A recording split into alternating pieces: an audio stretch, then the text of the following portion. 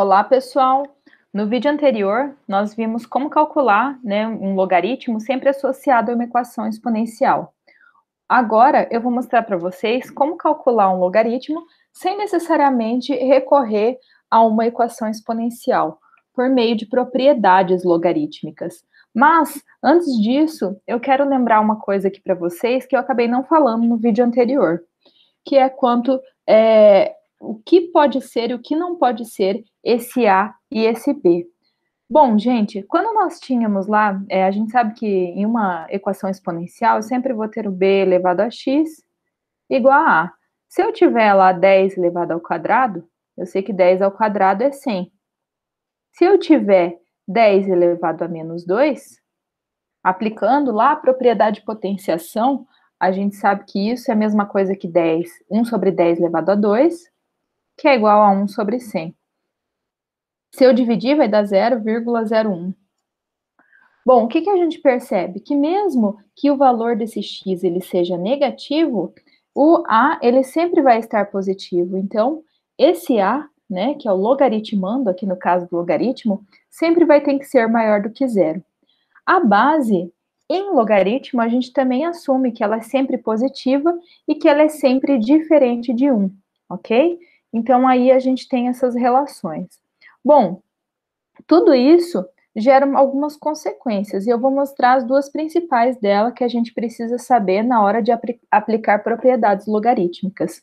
A primeira consequência é que se eu tiver um log de 1 em uma base qualquer, isso vai ser sempre zero. Por quê? Porque qualquer número elevado a zero sempre vai ser 1. Ah, professora, mas se esse número for 1, 1 não pode no logaritmo, né? Esse b, essa base, sempre tem que ser diferente de 1, ok? Então, se eu tiver lá na base 10, 10 elevado a zero é 1.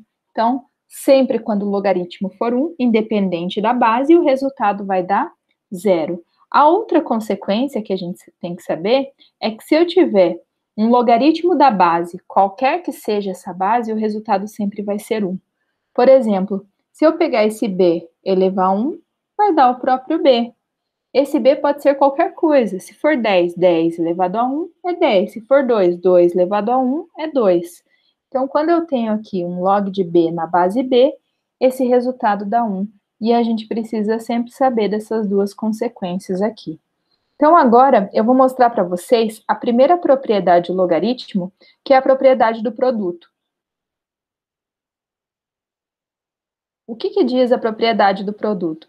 Que se eu tiver um log de A vezes C na base B, ou seja, a multiplicação, o logaritmo de uma multiplicação é igual à soma dos logaritmos. Então, aqui ela está associada à soma, log de A na base B mais log de C na base B, ok? Vamos pegar um exemplo numérico? Se eu tiver lá log de 10 vezes 10 na base B, então na base 10, vamos deixar na base 10 mesmo, não precisa colocar como é base 10, né? Isso vai ser a mesma coisa que o log de 10 mais o log de 10. Bom, como aqui a base é igual ao logaritmando, a gente já viu aqui que isso aqui dá 1, né? Então aqui vai ficar 1 e aqui vai ficar 1. 1 mais 1, 2. Pronto, então aí a gente calculou um logaritmo sem precisar usar a ideia de equação exponencial. Mas se vocês quisessem, também daria. 10 vezes 10 é 10, é 100, né? 10 elevado a quanto que dá 100? 10 elevado a 2. Então aí a gente consegue. Então vamos pegar agora aqui a segunda propriedade, que é a propriedade do quociente. Ok?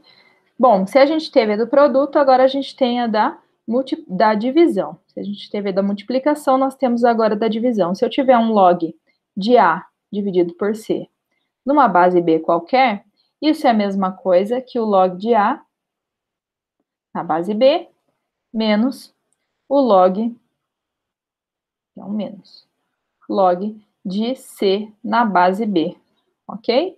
Então, o log da divisão é igual à diferença entre os logaritmos. Vamos pegar um exemplo prático. Se eu tiver lá o log de 100 sobre 10, na base 10, isso é a mesma coisa que o log de 100 menos o log de 10.